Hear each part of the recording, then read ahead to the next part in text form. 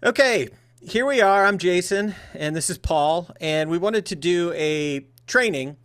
Really, it's a Claude Code training that's designed for non-technical people or people who are looking to use and learn Claude Code and Claude and other AI tools really in 2026. But Claude has really broken through and become a very powerful tool.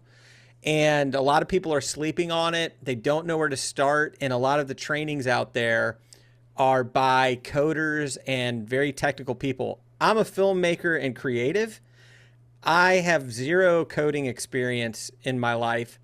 And so I am seeing, it's been a struggle for me to actually begin using Claude. I don't know where to start.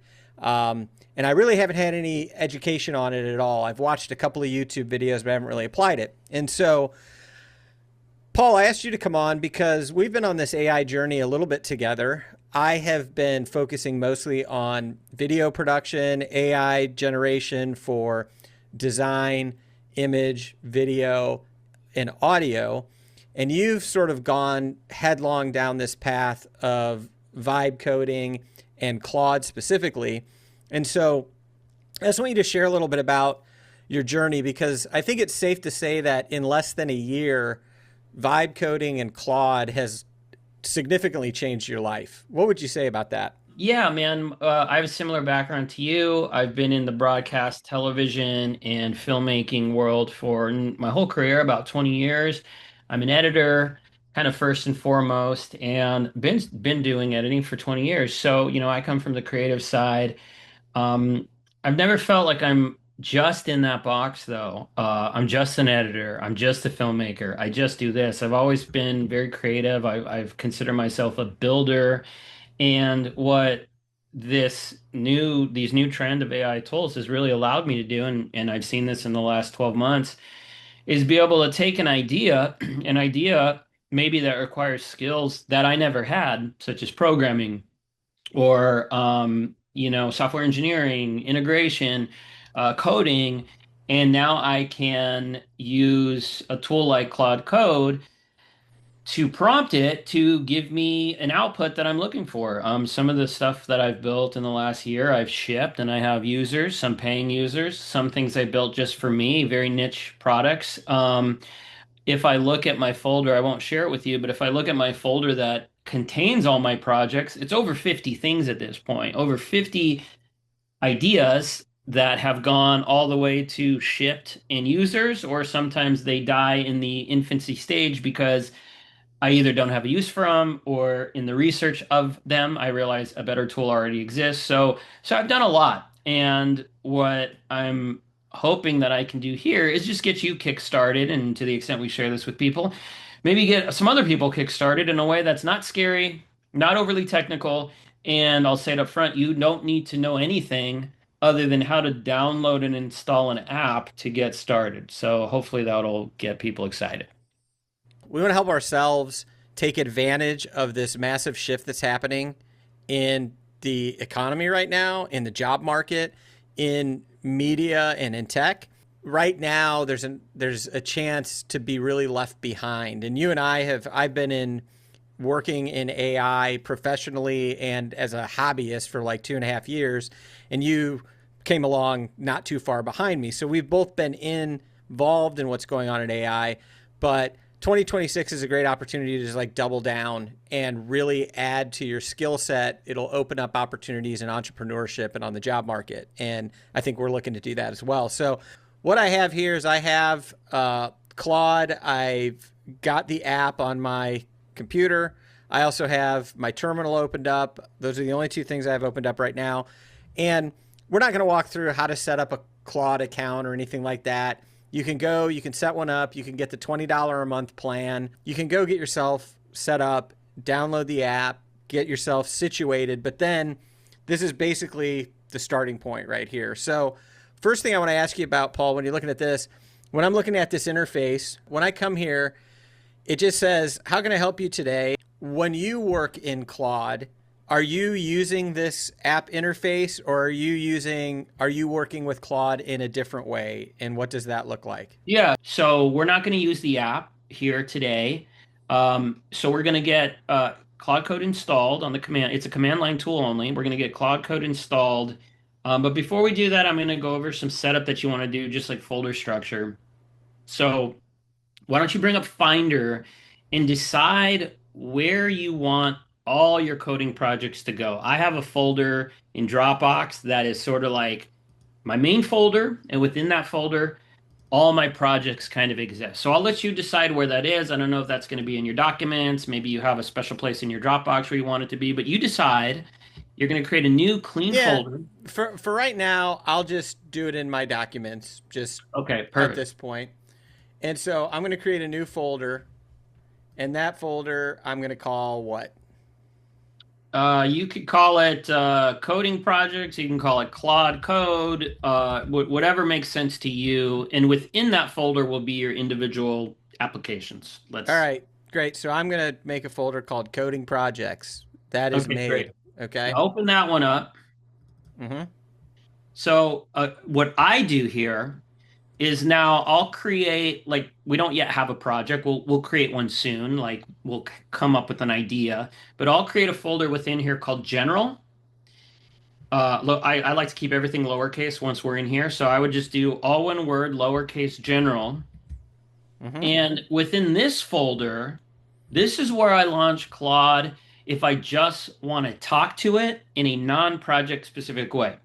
So whereas you may open up the OpenAI app for ChatGPT or the Anthropic app, Claude app, I actually use Claude Code even when I'm not coding because I love what it gives me access to. It can go out on the internet, it can read all my files, it can touch my files. There's just a lot more it can do. So if even if I'm just like I want to have a general chatbot session to research this or research that during Christmas, I wanted to research presents. I actually did that in Claude Code.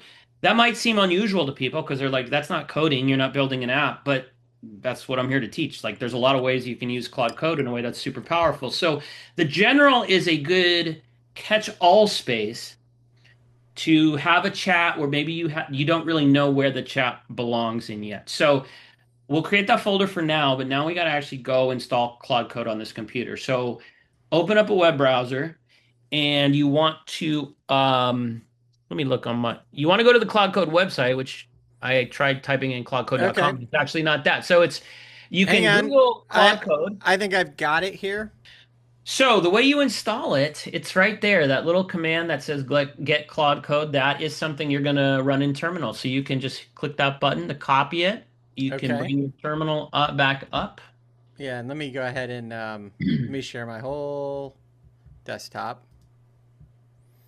Okay, so great. I and then my terminal, that's this little Yep. box right here. I'm going to minimize this here because we're not using it right now. Okay, and so I take what I just copied and I paste it there, You just paste that there. Yep. and then I hit return. Yep. Should do it. Okay, installing Claude Code native build latest. I think you got a window that popped up right behind there that you may need to approve, do Oh a yeah, password, something, something. Yep. yep. It's going to need some dependencies and it'll just install there in the background. Okay, That will not take won't hours. take 9 hours, but You're installing Cloud Code. You know, Cloud Code is an application, and this is training you that as you start coding, you're going to be using the command line a lot more. You're going to be installing things via the command line a lot more. You quickly kind of see how much more powerful and actually easy it is to install packages and dependencies via a couple words that you type in versus having to go to an app store. You know, you're going to really start to get used to like a more traditional command line style of work. And listen, it didn't come naturally to me either. There's just so much that you have access to once you learn this. So, yeah, and this if is you're a like programmer, you're like, oh, this is basic stuff. But you know, there is a learning curve here, and you just did your first one, so that's exciting. one thing I wanted to ask you, Paul. Yeah. People like me who aren't used to working in terminal and doing this stuff, there's like a fear you have where you're like, oh, I'm gonna like mess up my whole computer by putting something wrong in here, right? Yeah. How big of a risk is that? Well, I mean, in this situation, there's zero risk because they're telling you, hey, do this, right? Um, but you do have to take console commands or terminal commands. You do have to take it seriously because in a single command, you can wipe out complete file. You can wipe out your system. Like it is possible like with the remove commands, right? That deletes files. And a lot of these systems are set up where there's no like second chance. There's no warning like, hey, you're going to delete your whole system, right? So like, I don't say that to scare you. It doesn't really come up.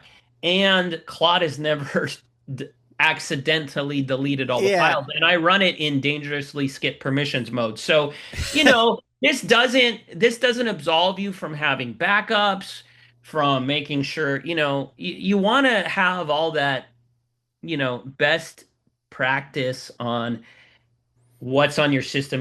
Most of what I do is I generally work within Dropbox for a lot of my documents, nearly all my documents, all my work. So I know that at the end of the day, same thing as a computer frying. If my computer fries, I don't lose all my stuff. Now, not everybody does that. So you might, if you're a Mac user, you might want to have a time machine backup. You might want to manually back up through iCloud or some other way. But what I would say is you're not going to break your system, and you're Yeah. going to offload a lot of that command line work to Claude anyway. That's the whole point of what we're doing. So Well, and it's sort of like uh, one typo at the end of this command isn't like dangerous. It's just going to give me like an error or something, right? If like I leave a one of the letters off of that accidentally, I'll probably just get like an error back or whatever. Is yeah, that? essentially what you're doing here is you're inserting a line into a file. So Yeah. even if you had a typo, you wouldn't get an error necessarily. You would just insert a line that didn't do what you wanted to do, and you'd still get the error and you couldn't Yeah. launch Claude, Got and it. you'd have to troubleshoot that. Yeah, that's all you're doing here. So Okay. go ahead and hit enter, I'm gonna hit and you enter actually, after all of yeah, that. All of yeah, that workup, like yeah, drum roll, please. yeah. Okay. Okay, so this might not be what you wanted to see, right? You hit enter, and you don't always get a confirmation that what you did, you actually did, right? This is exactly what I expected to see. You did that, and it returned you to the prompt. So Yeah. it treats you like a big boy. You knew what you wanted to do. It inserted that line, uh, and now you're back to the prompt, and you got to get used to this. That's often a confirmation for you. Now, the real confirmation is when you type Claude here, it's going to launch Claude. So go ahead and type, or it should, right? Let's try it. It usually launches in a couple seconds, and You see let's it? see. Yeah, let's Yeah. see. Okay, so first time you launch Claude, this is cool. You don't get this unless you wipe your system or you uninstall Claude. So I haven't seen this in a long time. This is bringing me back memories. It allows you to select your color theme, so you can hit the down arrow to step through the different, and it gives you a little example down there. Hit the down arrow a couple times. You can see you're currently that little triangle. You're on one, and you could just pick different looks for Claude Code. Now I choose dark mode, the default up there. But you could, some people might have a certain preference. So I like dark, and I think hitting enter or return will select that for you. So if you All want to right. Let's lock that try in, that. go ahead and do it. I guess slash theme would bring you back to that. So now we got to log in. Okay. So it says for optimal coding experience, enable the recommended settings for your terminal. Yes, use recommended settings. No, maybe later with terminal setup. I'm I would just just go ahead and use recommended settings. I don't even know what's happening here. I don't even know if they asked me that back when I installed it, but let's go for that. probably, and then you got to become a wizard, and so if you did it again, maybe you'd do something different. But it served Yeah. you up to this point. Okay. Claude Code may read, write, or execute files contained within this directory. This can pose security risks. I think we've talked about all that, and this is just me saying yes, proceed. And again, execute files contained in this directory. So it's you've got some constraints on what's going on here, but All right, you're in. We're in. okay. So what I'm seeing here is this is like my cursor, right? Like that little error. I mean, that's that's where I would type something. Is that what we're Yeah, saying? you're always typing at the bottom of the interface, the bottom of the screen. Right now, the bottom of the screen looks kind of high up because we haven't done anything there.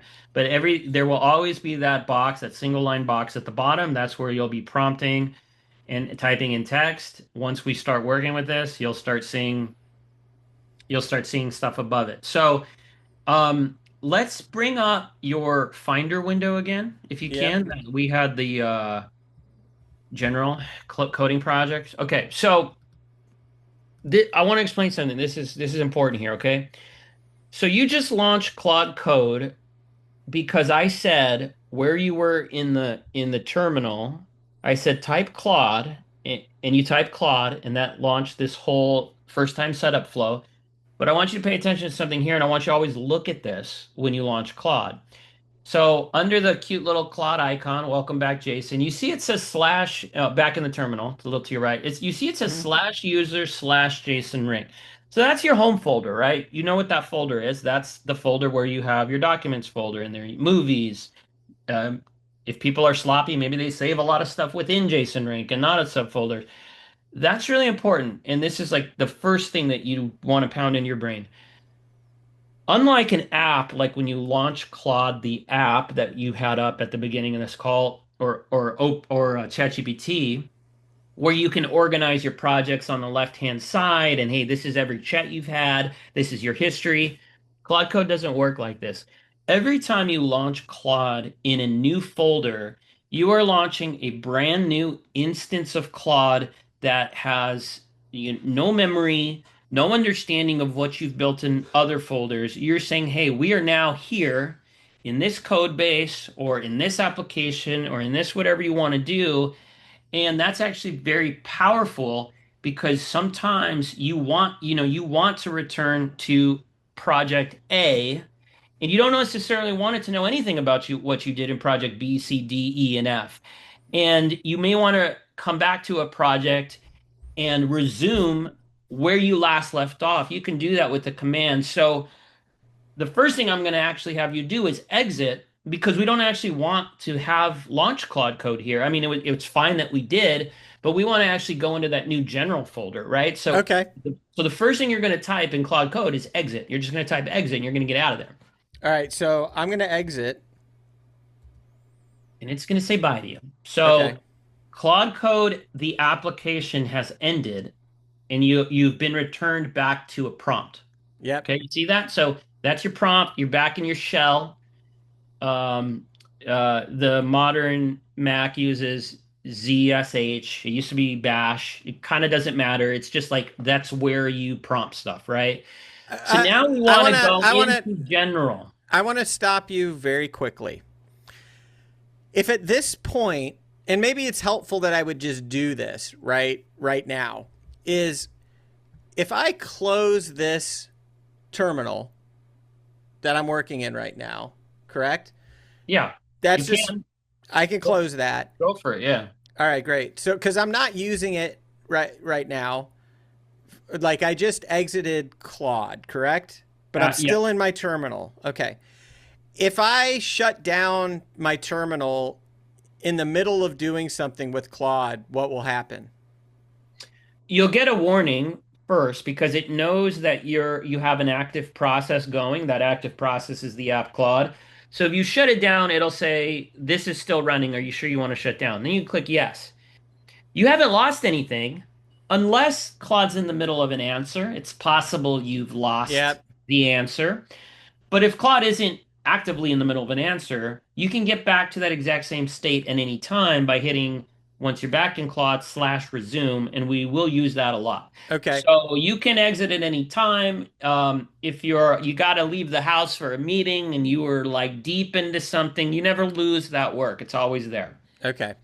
So here's what I'm going to do just for because this setup process is basically done.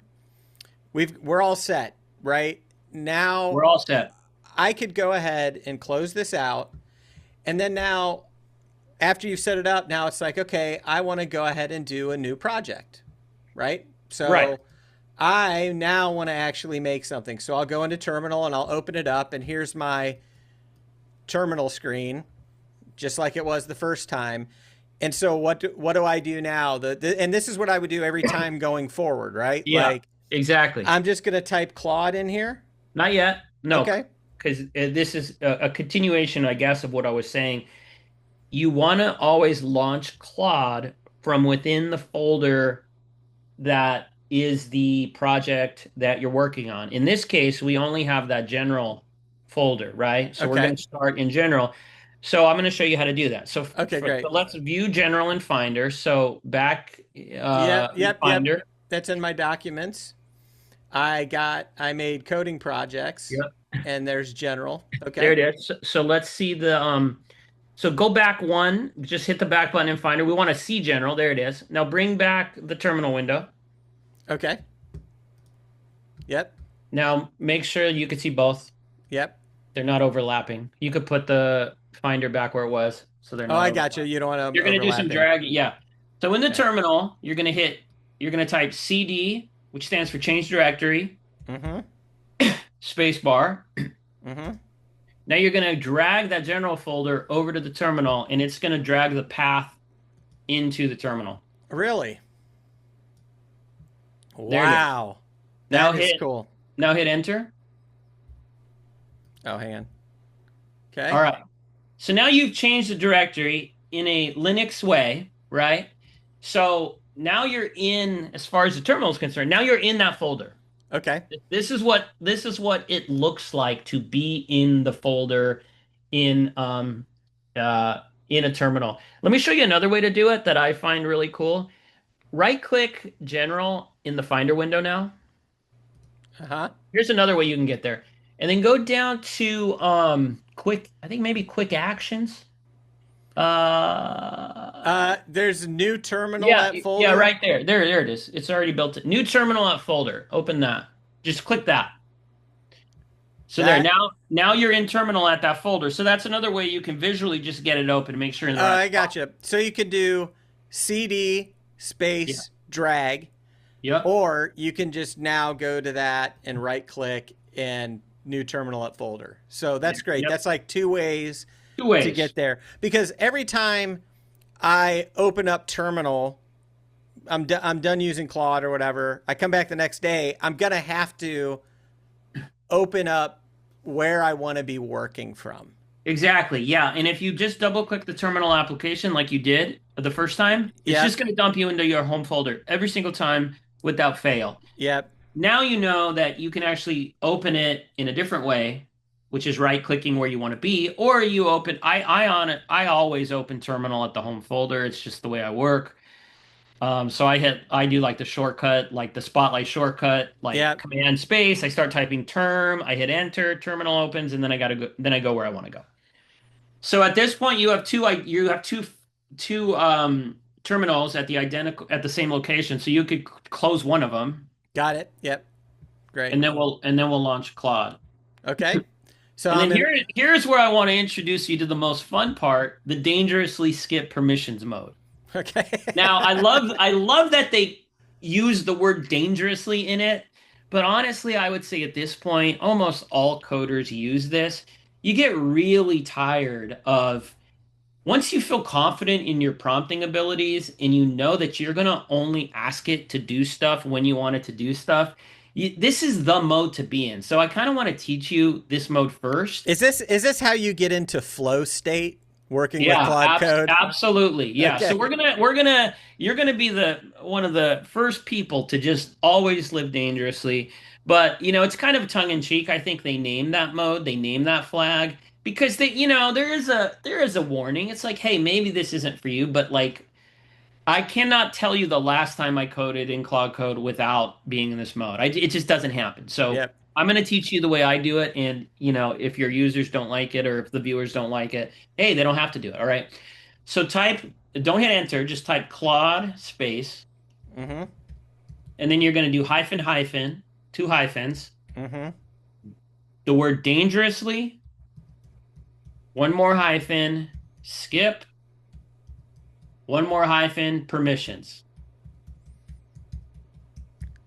And then Paul, enter. I'm going to say that number one, I'm checking my spelling of the words. Okay, great. I'm going to say I don't know how many trainings on Claude people are going to come to where they just get catapulted right to this pro level flow mode. But that's what I love about how we're doing this. That's how we're doing it, okay? Okay. So go for that. So this is the Windows security. Yeah, allow it. Okay.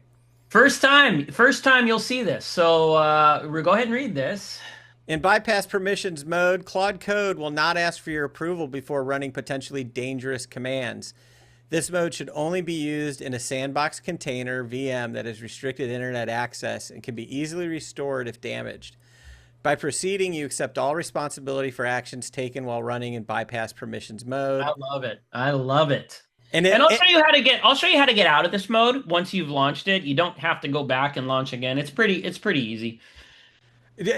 will it default to working this way moving forward, or do I have to do this every time? No, every time you launch Claude, you have to launch it this way. Okay, so I'll have to remember what that is. It's Claude space double hyphen dangerously skip Yeah. permissions. It Okay, becomes a religious thing you just type. all right. And so I selected. See, it starts you on no. It's Yeah, like it's it does like start you on dun no. dun It dun, but really it's wants like you to be scared. here we go. Yes, I accept. Okay. Okay, and let me show you where in the interface. You see under your typing box there, it says bypass permissions on. Yep. You can go back and forth pretty easily. It tells you how to do it. Shift tab to cycle. Let's just start shift tabbing just to see the different modes. So go ahead and hit shift tab one, hold shift and hit tab one time. Yep. Got it. You're off that mode. But let's keep going. Hold shift and tab one more time. Oh, I'm going through. I'm Yeah, cycling through, yeah. except that it's on. Do you have Plan accepted it mode on? on. Plan mode on. Now And then this, bypass permissions on. That's what shows up. It yeah. cycles through those. So let me talk a little bit about plan mode here. Okay, hang on a second. So plan mode on. Yeah. So just so we're clear, and it tells you this right below the bar. This is so great. Shift tab. That's how you cycle through these different things. So okay, great. Yep. So plan mode, let's just talk a little bit about this. I don't want to go too far into this now, but I want to mention it. All right.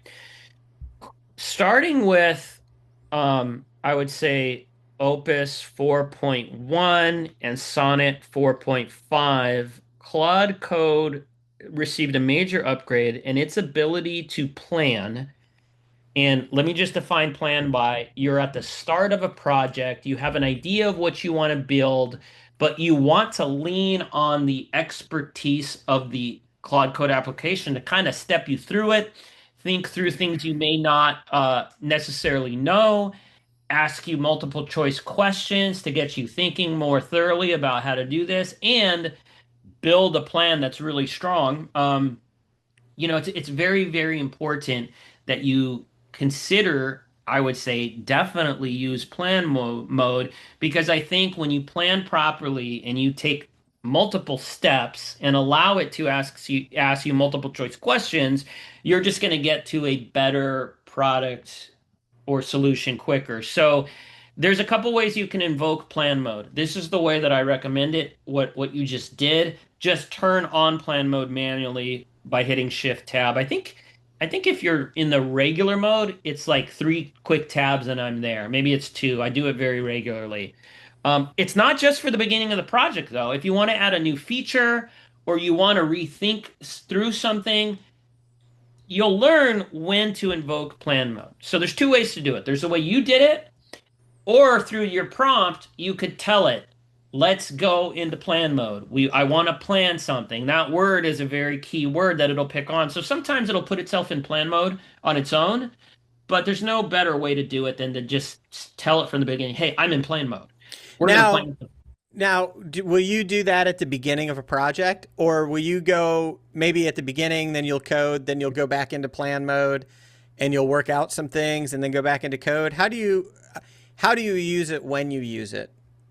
If I know, so yes, at the beginning of the project, and what informs me when to go back into plan mode, it's going to be very, situational depending on what you're building. But usually, if I want to take a step back and I don't want one prompt to equal one activity or a series of activities, I'll go into plan mode because I want to go into a multi-step process.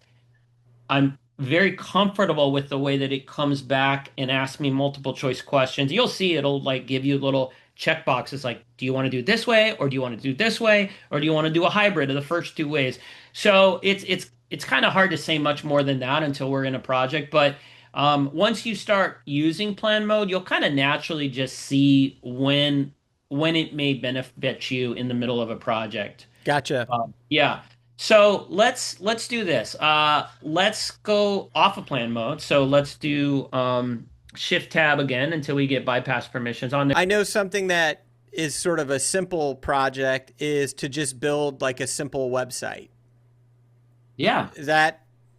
Would that be fair to say, like, hey, if I have a website, and I know there's other things that need to be set up probably in order to launch a website or whatever. So maybe that's not the right project. Or maybe It's not a bad idea because yeah, you're gonna need other libraries and dependencies, but that we can walk through what that looks like. So I actually think that's a great idea, but if you want to think through other ideas too, you no, can throw those at me. I think just like, hey, we're gonna build a simple website, and maybe we'll just use my old website that I've got, and it's like, oh, I actually want to build a new version of this, simple version of this. Great. That's a real project that I want to do. And likely other people have, want to know what it takes to go down that road. So That's perfect. That's a great example. I think what we should do, since you now have a non-general idea, I think we should create another folder for your website. yep. I would call that folder, is it jasonrink.com? Is it your website? Yeah, let's try that one. That's great. Yeah. So I would create another folder called all lowercase jasonrink-com. That's how I do my projects that are website projects. Okay, And great. then I would once that's done, I would, right click that, open a new terminal at that spot like you already did. So wait, I can open multiple terminals? Absolutely. Yeah, you did already. Remember you had two Oh, terminals but open. I mean at two different spots. So Yeah, totally. Yeah. so yeah, just so that we're clear, I have one that's coding projects general. That's happening right here. And Yep. then in this one, if I enter now, what I can do is I can enter Claude You remember it. space double hyphen dangerously. What is it? Dangerously Dangerously skip skip permissions. Got permissions. it.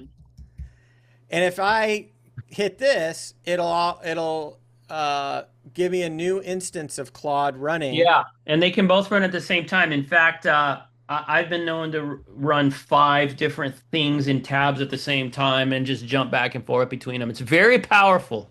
Yes. So right now I've got two instances of Claude. So these are like two separate projects Yep. operating in two separate places. They are not talking to each other. They're working on different things, right? So great. That's accurate. That's Okay. right. And so I'll just minimize this other one because we'll Yeah. just focus on this one here. Perfect. And so, yes, so now I've got this. So, what's a good idea on sort of where to start with building a website? So let's Good to start know. typing. Okay, first thing, let's enter plan mode because we're doing a big plan here. Okay, great. So, I'm going to shift tab to cycle that. All right, great. Okay, so we're in plan mode. So here's what I want you to type.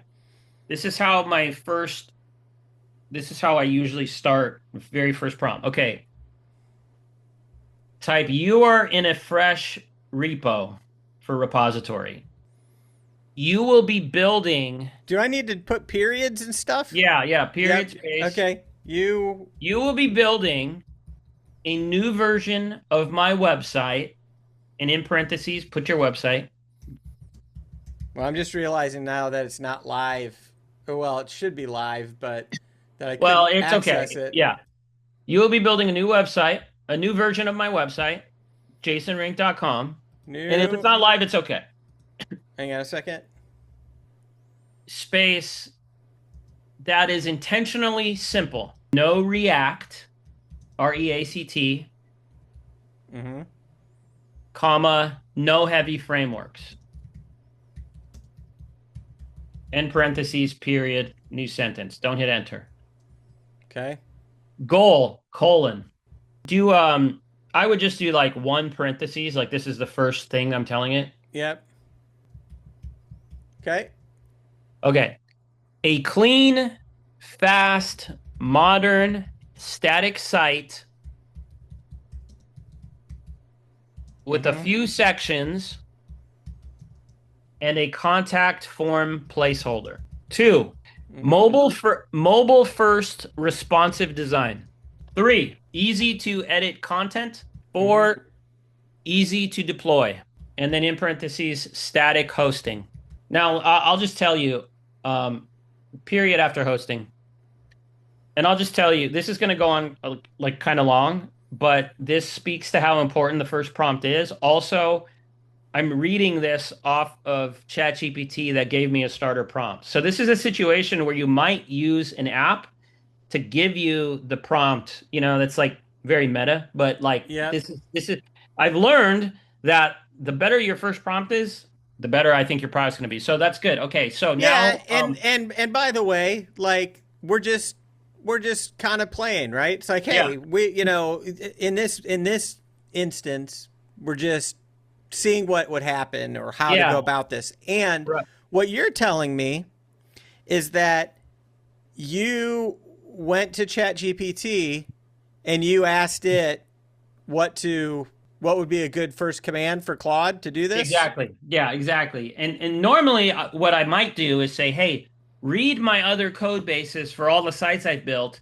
and based on the technology I used, help me with the prompt that's similar," right? So I'm Yeah. going to be using a lot of terms in this prompt that you're not going to know what they are, but Yeah. eventually you are going to know what they are because you're going to be using this technology in your website, all right? Well, and what I want to highlight in this discussion is that you can rely on the knowledge base of other of other like you're doing it in GPT, but I could have gone over to my Claude web application or my Claude application on my Mac, and I could have asked this the same thing, right? I could have been like, "Hey, give me a good starter prompt. I want to build a Yeah. new website for whatever it is," and Claude would probably give me an answer, right? Yeah, exactly. Now, like, we didn't have to do this, but I think this is a good way to do it, especially for this example. And I'll just tell you, my prompt was simple. I said, "Help me come up with a Claude Code prompt to start a new website. Give me the technology I should use in the site for a basic, doesn't need to use React." So that's all I said. I basically Yeah. said, I don't want a React site because I don't think you need one. You don't need that for like a portfolio site. It's just going to Yeah. be overkill. So I wanted to use basic, and so you're going to see what it gave me. So after that next line, go tech requirements, colon. So we're on a new section. Let's just do A, B, C, D now for these bullet points just to kind of Okay. differentiate. So here's going to be A. Type this. Use Vite. That's spelled VITE. So that's the technology that we're going to use to build and test. Uh-huh. And then in parentheses, vanilla template. And if you have typos, that's actually okay, because I have typos all the time. And now put after that in parentheses for dev/build, period. Okay. B, use plain HTML slash CSS Mm-hmm. slash JS for JavaScript. Yep. And then in parentheses, no React. We've already told it no React, but we're going to say it again. Okay. C, Mm-hmm. use modern CSS. You can all caps CSS, just anytime you refer to HTML, CSS, JS, usually all caps. Doesn't matter. It's just Mm-hmm. good habit. And then in parentheses, CSS variables, Mm-hmm. comma, flex/grid, period. And now we're on D. Okay, D, great. D. include a small amount of JS, which is JavaScript, only for navigation, Mm-hmm. plus small UI. You could just do plus symbol, plus small UI enhancements. The last one, what are we on? E? Yep. No external UI libraries, no jQuery. That's all one word. jQuery. Mm-hmm. So we're just kind of telling it what to avoid. It's not the end of the world if you don't do this. It's fine. I'm going to shorten the prompt they gave me. So for pages, so we're going to do a space, new section, Mm-hmm. uh, pages slash sections, colon. This is going to be one line. It's going to be easy. Yep. Include the same pages from my current website. And then in parentheses, if if jasonrink.com is currently unreachable, save this for later. I'm going to shorten the prompt it gives me. So next section, project structure, colon. We're just Yep. going to say use a clean industry standard, efficient file structure. And Got it. that's it for that section. So the next section is going to be design requirements, colon. So let me just read what it gave you. This is where you could totally customize it. So this is what it told me in a prompt, I gave it very little indication of how I wanted the site to look, but this is an idea of what it gave me, okay? This is what it said. Don't type it yet. It Okay. said bullet point 1, darkish modern theme by default using CSS variables, good typography, scale, max width layout, generous spacing, buttons, cards, simple hover states, focus states for accessibility. I know I'm saying a lot, but one more thing. Lighthouse friendly, which is performance plus accessibility minded. So this is where you would say, what do you want it to look like? What do you like the look of it to be? So Yeah. you might say, I like a darker theme, pretty modern, good typography. You don't need to do 4 or 5 bullet points here. We can work on that later. So just give it a couple ideas, and then at the end say Give something like, give me a couple more that were on there. So. yeah, say you say darkish modern theme, good Mhm. typography, type max width layout, Yep. generous spacing, and then Great. period. Just say, and then just go buttons, comma, cards, comma, simple hover states, comma. I like this whole bullet point. And then focus states for accessibility. That just means like if you hover over, you're gonna get some sort of pop or something like that. Yep. And then let's lean on the plan mode here. Let's say last sentence of this section. Let's say in the planning, come back to me with multiple choice questions on how to further build out the look and design. So you're telling it that you want it to help you do more work here. Yeah. So um, the thing to recognize, number one, is that with Claude Code, as long as you have access to another place to be able to go and find this information through another AI, you can be on your own to do this. You don't have to be a web designer to come up with all of this stuff on your own. It's like, oh, I can go ask another AI to help me come up with a good Claude Code prompt to start off this website project. And Exactly. then Yep. and then I can lean on the planning capabilities of Claude and ask it to help improve everything that I've just put here to further get us further down the road before it ever develops a single line of code.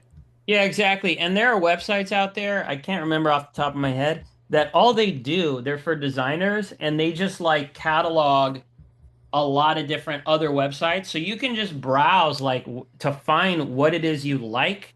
And you could throw that at Cloud, just say, hey, I found these 3 websites. I really like the look of A, but I like the navigation of B. And it'll research what's actually in that website. It has full internet capability. So that's another way to do it. Or you could just say, man, I really love Apple's website. I love when they launch a new product, how the scrolling works or whatever. So yeah, there's so many ways you can just take a design you like. You don't have to be a designer, and it'll figure out what it is you like about it and Yeah, recreate that in your site. So, we're not doing that, but we could. We're using your website as yeah. the, it makes sense. It's like, hey, I have a website, I want to make it better. Um, so let's see if there's anything more to do. Okay, so let's go one more section, Okay. and this is called deliverables. So deliverables colon. Okay, we'll go back to the ones and the twos. So one, Mm-hmm. create all files with complete code. 2, provide a README with README colon. is one word. Yeah, Yep. A README with colon. colon. You don't have to do numbers or letters for this. Just say install steps, comma, dev command, comma, Mm-hmm. build command, Yep. deploy notes. Okay, and then now 3 after deployment notes period. We're gonna go 3. Include a content section in the README showing where to edit, copy / images. Great. So that's that period. And then we're going to do one last sentence. This is the last thing we're going to do. Start by generating the repo with the full code for all pages and assets folder. Assets can include placeholders. And then the last sentence here is keep it minimal but polished. And then before you hit enter, I usually do some version of this at the end of my first prompt in plan mode. Let's just type in, come back to me with any questions you see fit to help me further develop this plan. And then here's the exciting part. Now you hit enter. Great. Your first prompt. And we have it on video. All right. Enter. Sussing. It tells me that it's doing some sussing. It's thinking too. That's all you get. You get sussing.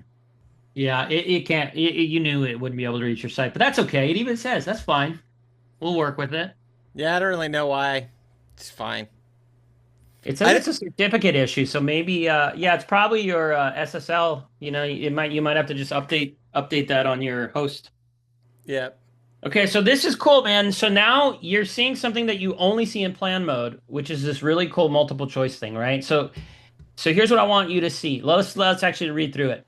Which pages and sections should your website site include? So it doesn't know what you currently have, right? Yep.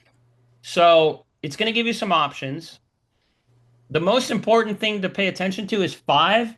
If you want to answer it in text, you hit down arrow until you get to 5, and then you could type what you want. So you might say, this might be where you know what's on your website, and you say, I want to have, a homepage. I want to have an about. I want to have a like a gallery, or I guess it would be like, what is it called? Like a reel or a gallery or a portfolio. This is important, but it's not too important because we could always change it. So what comes naturally for you to answer right here? Yeah, so I would just put home, about, projects, portfolio, and contact. That's literally it. And then in 5, just type, I want home. Just say that. I want home. You could just start typing, I want home, comma, about, comma, projects, comma, portfolio, comma, and contact. With the ability, and then just say, with the ability to add more sections later. Which, I don't know if you need to say that, but I would say that. Okay, got it. No, hit enter. It'll take you to the next question. Hit the right. I see. I got to go to next. So I've checked that. Yep. Now you can hit the right arrow, or you can hit enter again to go to next. Gotcha. I'm at next. Yep. Okay, So now it's giving me questions of colors. I like how it recommended one. Yeah. Let's just go with the recommended, So I just hit return. Yep. Here you go, layout style. Okay. Yeah, I'm just gonna kind of flow with that. I want to see how it produces this with its recommended stuff right now. Yeah, great. Okay, so there you go. Fixed header, not bad. Okay. And now you could submit those answers. Great. And now you're kind of on We're still in plan mode. That's all that's happening is planning. You're still planning. And in plan mode, it'll always come back to you with a prompt. Once it's done with its questions, it'll come back to you basically saying, here's the plan. It's going to show you the plan. It's going to write the plan as a file, a .md file. Think of a .md file as like your .txt. That's Yep. the kind of Linux style of document file, and you'll see that eventually. It may ask you more questions actually before it says, "Hey, here's." It'll show you the whole plan at some point. Yeah, it says, now let me create a detailed implementation plan for your website. I'll use a plan agent to design the architecture and file structure. Now Oh, it's what? going. Yeah, It's okay. go. It's synthesizing now. Yep, It's great. not. What was it doing at first? It was sus. Now, Now it's synthesizing. now, Paul, to build a website like we're doing right now, do you anticipate that I will need more tokens than is allotted to me in the pro level? It's possible. Yeah, I mean, it's possible that at some point you will. It's really hard for me to know though because Yeah, um, I'm wondering, like, yeah, like how soon do you hit, for the viewers at home, how soon do you bump up against the sort of limits, right? And it sounds to me like once you get a project of any real scope, like an app or whatever like that, like pro's not going to do it for you. Like you're going to have to yeah, be at the higher levels. Pro definitely will frustrate you quickly, Yeah. but let's see. I mean, this is a good test case, really. What we'll do on our next Zoom call, which for all I care, we just get on Zoom and do this like multiple times this week.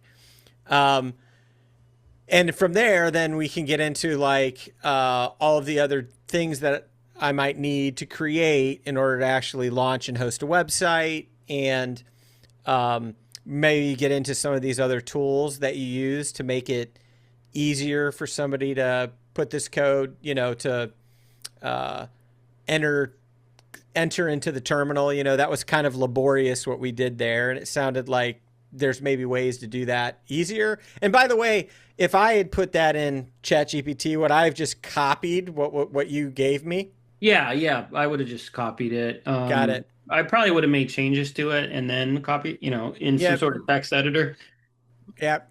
Okay. and then copied and pasted. It's easier to, not make, that's a pretty long prompt, so you want to just have something clean to copy and paste in. I would have made changes like we did. So Okay. Cool. So here but we let's go. go ahead and scroll up a little bit and we can just read the whole plan. And it's pretty lengthy. Ready to code. Here's Claude's plan. Implementation plan. It kind of goes back and tells us the various things that we discussed and decided on at the top. And then it's laying out a project file structure. And That's clean. That's all based on you saying industry standard, clean and efficient. So that's good. yep. And then it's giving color palette, typography, scale, um, system fonts.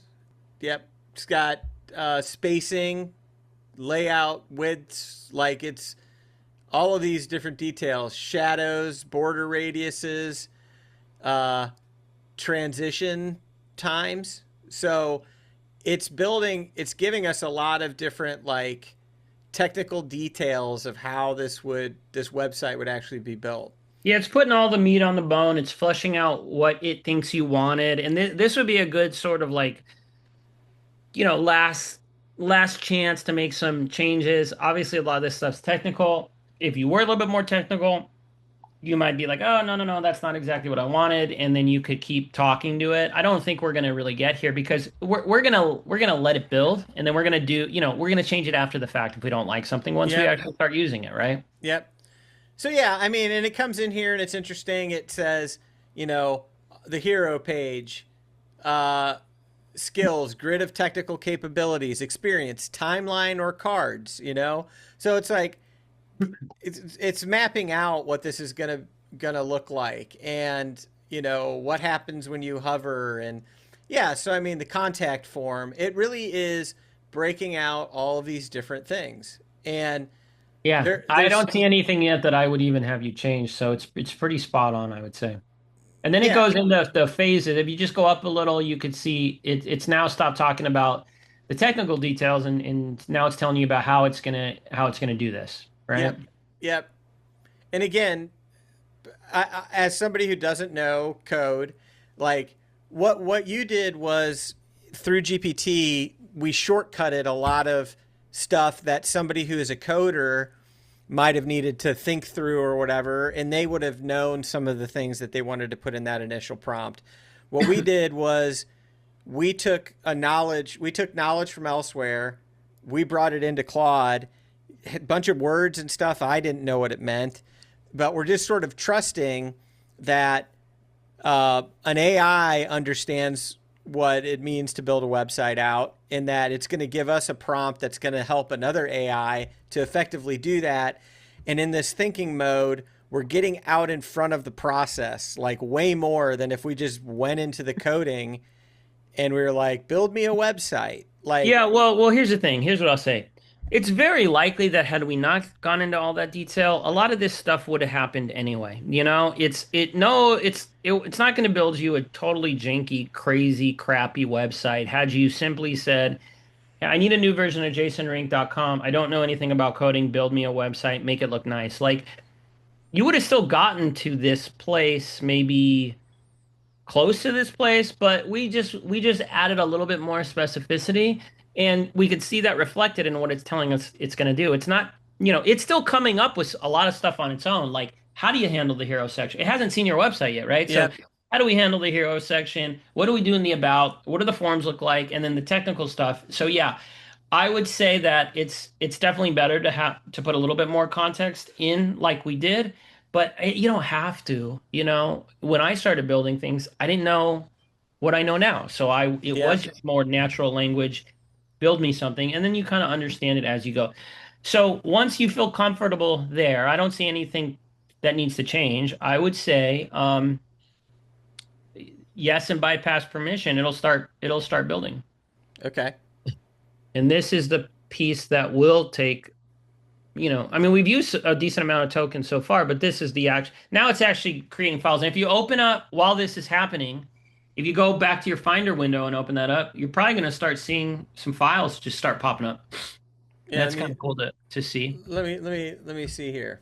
Let me change my share back to my whole desktop. Okay. Yeah, let's pull up my Finder. And you'll see if you just keep the Yeah. window open. Yeah, it's actually installing the dependencies like the Vite web server. It's installing Node.js. It's installing stuff that you're going to need to actually have on your system. So just like just like when we install Claude, so that you have applications, it's doing that right now. It's Yep. installing stuff that you're going to need to test the website, to view the Yep. website. It's building it all in here right now. It's just like stuff is just appearing, which is Yeah. really crazy when you think about it. Yeah, I mean, then that's the power of Claude Code, which when we talked before this call, you were like, I think I need to know this. This is why it's so powerful. It builds it all for you on your computer, on your hard drive. It could build it for you on a server. It could build it, it could change, it could build it on the web server. When I build stuff that I want my QNAP to host or stuff on my Raspberry Pi, it's just spitting it out there. So it's very cool once you start working this way. All right. So once it builds all of this, and maybe we pause here or we don't. So it's going to take the time to go through all of this. What will I expect to happen next? It's gonna give you instructions how to start viewing your website.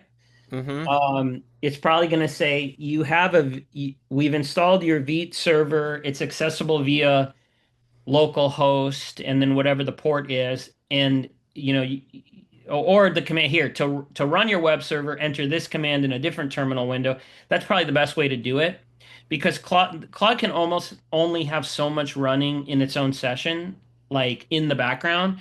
So you're probably going to want to have a different terminal window that just shows, oh, my web server is up now locally. So your what's called Vite for development and testing. It's really powerful. It's very modern, cutting edge. It'll give you some instructions, and all those files will essentially be your website.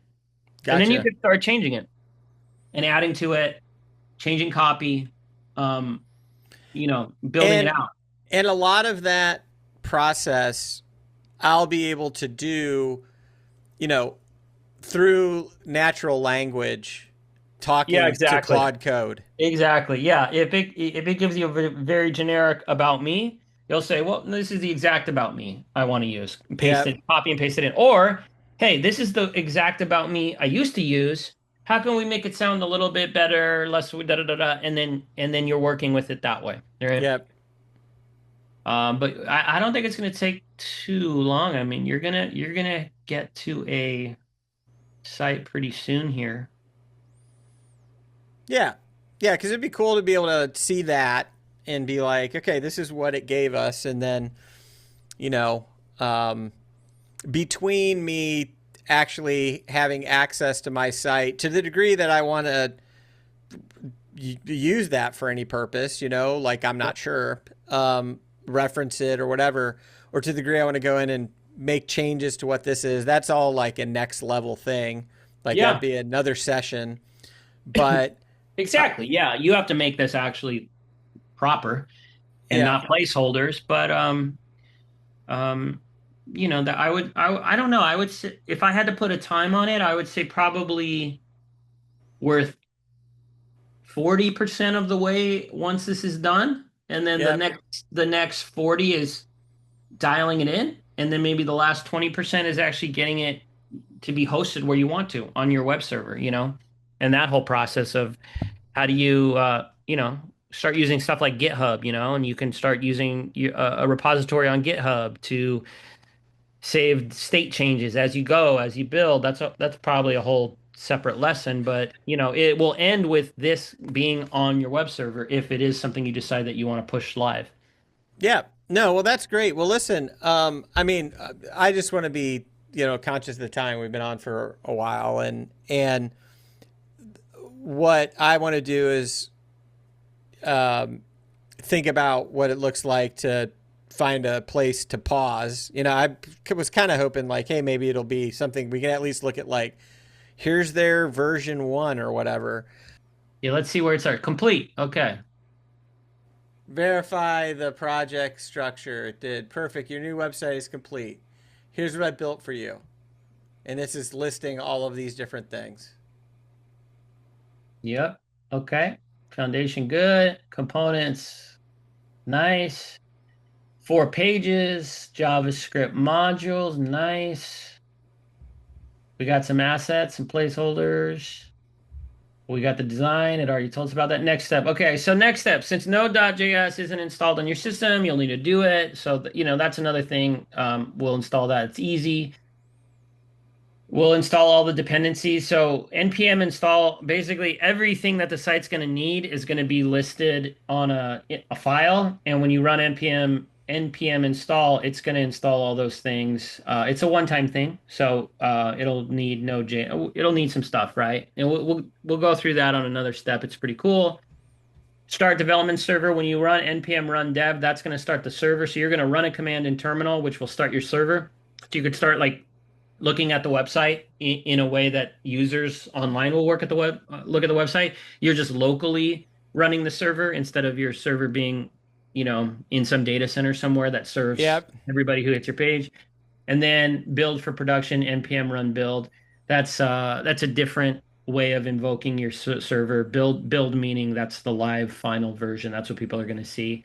Editing content. All editable content is in the comments. So that's kind of cool. So if you start reading the HTML file, you'll see it comments when it's something you can edit. We asked it to do that. You don't have to do that. That's helpful. Deployment options. So you'll probably deploy if you do like this, if you do like the way the site looks, you might just deploy on whatever your current web host is. If you're not, married to your web host, like a Miles Value Finder, I use Vercel. It's free. It's super easy to use. Probably would be good for you to learn that. And so it's just saying, hey, there's different ways you can actually get this online. We'll Yep. figure that out later. It's not important now. Um, and then you got to README files. And then the summary, it created 4 files, 16 cascading style sheets, 7 JavaScript modules. It's vanilla JavaScript, good. 5 image assets. I'm guessing your current website has more than 5 images, but they're placeholders. Complete documentation. The website's minimal, polished, fast, ready for customization. All code flows follows best practices. So I think it's going to look good. Unfortunately, we're not able to see it right now because there's a little bit of dependency work we have No, to do. that's But okay. that's a great. We'll start the next It's session it's a looking at it's a cliffhanger. it. It It is. is a cliffhanger. So the good thing is that I in review I have got Claude Code set up. I know how to open up a new project if I want to work on something else, and I know where to go. I can build out a new folder. You know, I know how to bring that in and open that up in my new terminal, which will be a fresh project for me. So Yep. if I want to build something else, and my question is, what would I have to do if I want to start back where I left off on this project? You know, like I mean, Yeah, that's great. I could leave terminal open, Yeah. right? Good, Or good thing to learn. Okay, so let's exit out of this, just to do it the way you'll do it next time. So just type in exit, okay, and that'll take you back to the prompt after. Yeah, so now you're back to the prompt. Instead of launching Claude Code the way you did last time, just hit the up arrow once. That should bring the last command back. yep. There it is. So that's a little shortcut. Every time you hit up arrow, it just steps through your last terminal commands so that just the last one's good. Now hit enter. That'll launch it in a clean Oh, window. weird, but weird. That actually, it wants to open it up in my Jason's laptop one, not my other one. No, no, no. Jason Rink hyphen com. It'll always spit you back Oh out to no, the right no, you folder. got it. Yeah, you're right. Okay, so what do Yep. I do? So just hit enter because you have the code up there. Okay, all right. Okay, so Cloud Code launched, and now you're gonna type in slash resume. Yep, and underneath it says resume a Yep. conversation. So hit enter. And now you only have one option here, but you'll have every session listed from newest to oldest. So that where you're selected here, Yep, that shows the beginning of your last session, but it also says 1 minute ago. So it tells you that you were in this session 1 minute ago. So hit enter, and and there now it you're is. right back to where you were at. All right, perfect. Easy. You'll always do that. Yeah, slash resume is one of the first things you'll type in if it's not the very first time you've been in that folder. Okay, amazing stuff, man. Well, I listen, think you learned something. I did, and I want us to keep doing these. And like I said, I do want us to find a way that's interesting to publish these. And the truth is that I I think it's possible that something as just raw as this, probably with some things trimmed out of it, you know, like just for time, but can be really useful for people to like see what happens, see what goes on, like what it really looks like. I haven't seen training that was this way where you're sort of like over the shoulder while it's happening.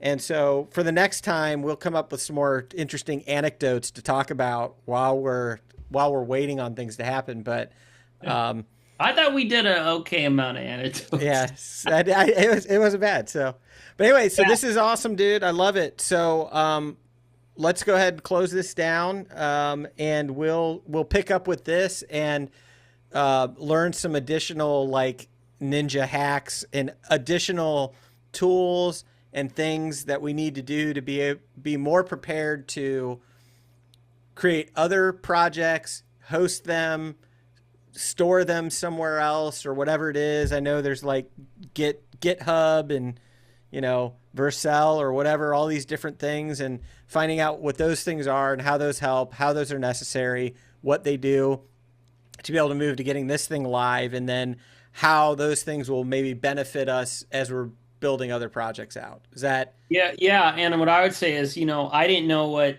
GitHub was until I needed to start using it. Now it's a part of nearly every coding project I do.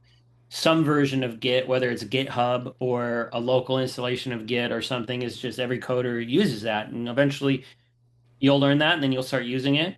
Vercel is for hosting, right? So if we're talking about websites, Vercel is the go-to host that I use just because at some point I needed to put a website online, Yep. and that's a free service that will, it's like a serverless architecture. So now I use Vercel and it works great. Maybe I won't always use Vercel. I don't have to.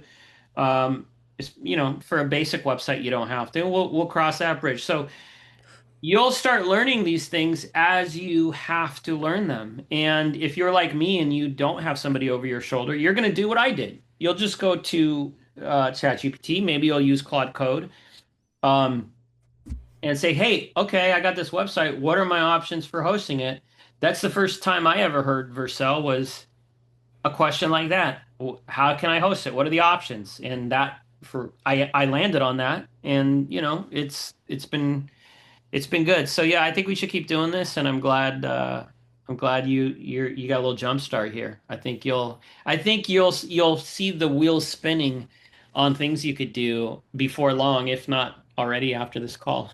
Yeah, well, I've got like a boatload of stuff bookmarked on Twitter that's been in like anticipation of being able to actually build stuff, like seeing what people have done and put together. And Yeah. it's like I've got a lot of ideas, but it's sort of like figuring out how to navigate this whole thing and how that works. So anyway, awesome, dude. Appreciate it. And let me stop this recording